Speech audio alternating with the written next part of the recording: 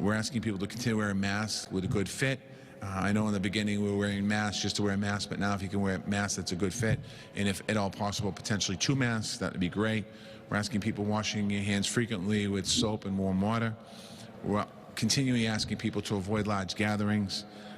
All of these things are especially important as St. Patrick's Day is coming up this weekend. I guess technically it's the following weekend. It's going to be St. Patrick's Day weekend, but people will start to celebrate early. So we want you to be careful during St. Patrick's Day and during the time to get out there. The parade, as you all know, is canceled this year.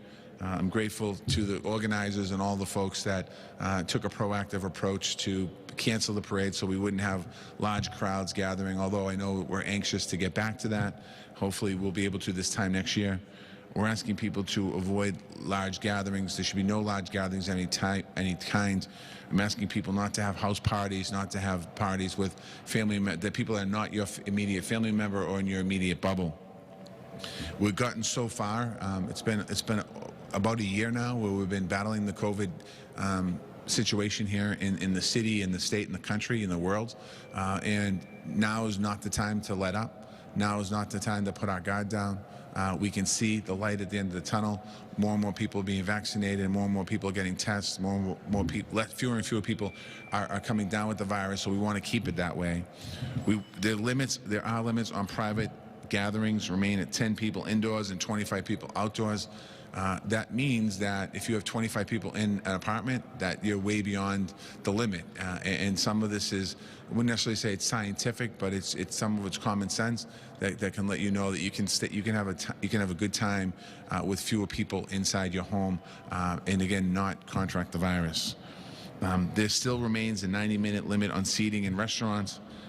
There'll be no lines allowed outside restaurants as we think about next week as we move forward. And the city is going to be enforcing safety protocol.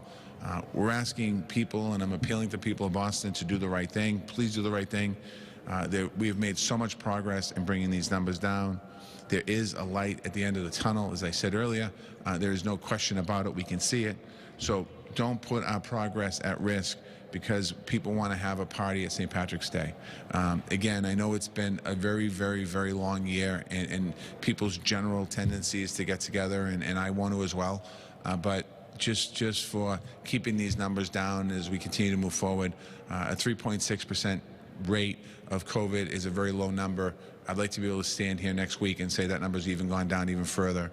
And in a couple weeks, we don't want to see that number going up. We have plenty of opportunity to celebrate when the pandemic is over. Certainly right now, we need to focus on keeping everyone safe through the final stages. We're asking people to do your part and protect your city, protect the people around you, protect your family members, protect yourself, protect the people you don't know around you, just so we can continue to move forward.